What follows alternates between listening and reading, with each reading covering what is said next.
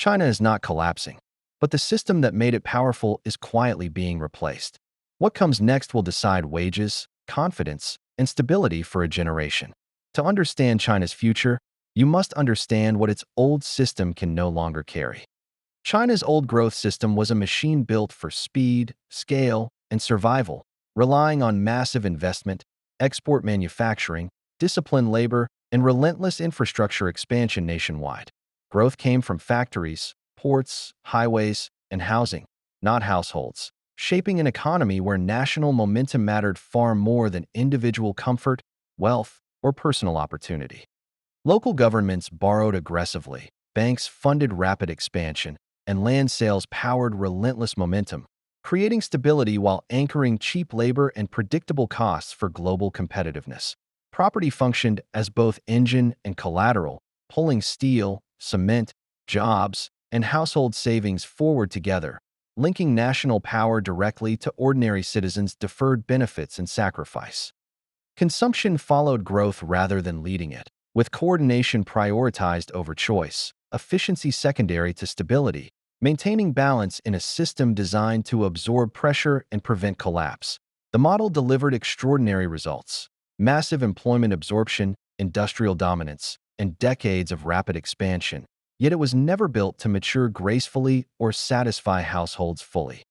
The old system is weakening as its advantages exhaust themselves. Infrastructure no longer delivers proportional returns, leaving growth dependent on ever-increasing debt and coordination.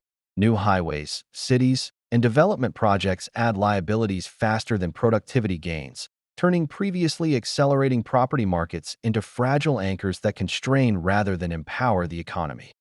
Demographics reversed the labor advantage. The workforce ages, shrinks, and loses flexibility, reducing industrial output while increasing pressure on pensions, households, and social stability simultaneously. External demand is uncertain now, with trade tensions, reshoring, and geopolitical risks limiting exports, slowing momentum, and exposing the system's reliance on predictable foreign markets. Local governments carry accumulated liabilities, crowding out new productive investment, creating excess capacity, and amplifying coordination burdens. Each new growth unit requires more credit, intervention, and effort. This is not collapse, but saturation. Arithmetic, demographics, and global conditions prevent repeating past acceleration, forcing structural evolution for continued stability and national economic survival. Replacement in China does not destroy the old system. It shifts the center of gravity, recalibrating priorities without abandoning control or growth entirely. Investment continues, but its dominance fades. Endless building gives way to careful management, slower growth, and deliberate allocation of resources to maximize efficiency and resilience. Control remains, applied differently. The state coordinates outcomes, adjusts incentives, and manages risk, prioritizing stability, quality employment, and technological capability over mere speed or scale. Households gain importance, yet autonomy is limited. Markets influence decisions but operate within boundaries defined by the government's long-term strategic planning and structural priorities. Replacement is subtle, unfolding through sector reweighting, credit redirection, and redefining acceptable growth. Observers often misread progress, expecting sudden reform instead of gradual calibration. Emotionally, the shift is profound. The system moves from chasing expansion to protecting durability, showing that China's evolution favors resilience over short-term liberalization or collapse. China's new model is layered, not a single engine. Advanced manufacturing climbs the value chain, while technology becomes a strategic necessity, shaping long-term resilience. Domestic consumption grows carefully, constrained by savings habits, housing costs, and cautious policies that balance household welfare with systemic stability, avoiding uncontrolled inflation. Services expand strategically, absorbing labor and improving productivity without destabilizing prices, supporting slower, steadier growth that reinforces economic endurance over rapid, visible expansion. Energy, logistics, and industrial security gain priority as resilience goals. Capital channels toward targeted industries rather than broad stimulus, emphasizing coordinated efficiency over volume-driven acceleration. Replacement is uneven and gradual, benefiting skilled urban workers and strategic firms first, making growth quieter, less explosive, but deliberately sustainable to avoid future fragility. The model preserves China's economic DNA: control, coordination, endurance, adapted for stability, coherence, and long-term continuity, sacrificing immediate miracles for lasting national strength and security. At the center of China's transition sits households who absorb decades of risk through savings, housing, and self-reliance, supporting stability while limiting personal consumption power significantly. Replacing the old system requires households to play a larger role without triggering instability. Balancing income, savings, and spending is subtle, delicate, and politically essential. Higher wages risk increasing costs. Lower savings weaken buffers. Expanding social services pressures budgets, showing why China cannot simply flip the economic switch overnight. Income growth is selective, social services expand gradually, and consumption is encouraged cautiously, reflecting deliberate pacing designed to maintain both trust and long-term system stability. Housing remains central, anchoring wealth and confidence. If households feel insecure, they retreat, while over-leveraged families restrain spending, showing the fragility underlying apparent macroeconomic calm. The replacement system succeeds not through stimulus alone, but by earning household trust, sustaining confidence, and demonstrating predictable stability while expectations rise carefully over time. As China's system evolves, power does not dissolve, it repositions, maintaining central control while introducing flexibility as a strategic tool to manage uncertainty and risk carefully.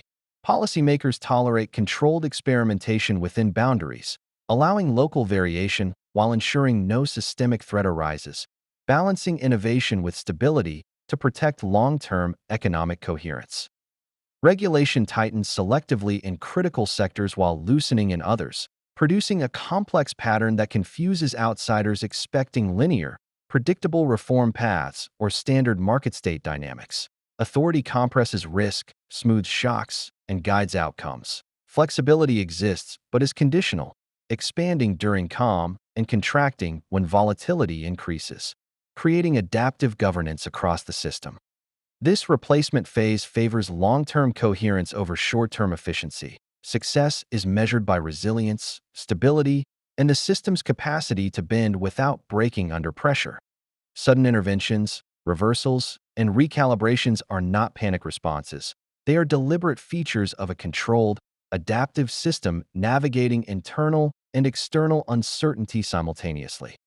The transition unfolds under global pressure as competition, technology restrictions, and geopolitical fragmentation compress China's margin for error and force careful timing decisions nationwide planning. Time becomes strategic. Moving too slowly risks stagnation, while moving too fast risks instability that can fracture confidence, employment, and political legitimacy simultaneously nationally internally. China cannot isolate without shrinking, and it cannot depend without exposure. So replacement emphasizes diversification, redundancy, and patience to manage unavoidable external shocks over time. Growth targets soften as survival targets harden, shifting rhetoric from domination toward endurance, where global cycles are absorbed rather than aggressively exploited by systemic design. Growth targets soften as survival targets harden, shifting rhetoric from domination toward endurance, where global cycles are absorbed rather than aggressively exploited by systemic design. Under persistent uncertainty, continuity becomes paramount. Progress continues, but it is deliberately subordinated to system preservation above all other ambitions during extended periods of pressure. China's direction is continuity under constraint, where the old system lifted the nation and the replacement system must quietly sustain stability amid rising internal pressures. Growth becomes steadier, less dramatic, and more internally managed, as expectations reset quietly toward competence, resilience, and coordination over speed and scale for long term. This does not mean stagnation.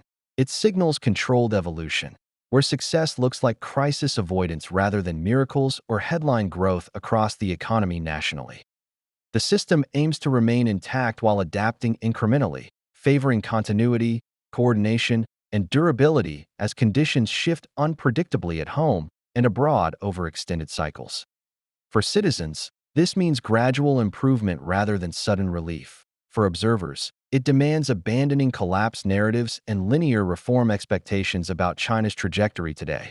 The replacement is already underway, uneven and cautious, revealing itself over time through crises avoided as much as achievements secured across sectors, regions, institutions, nationwide.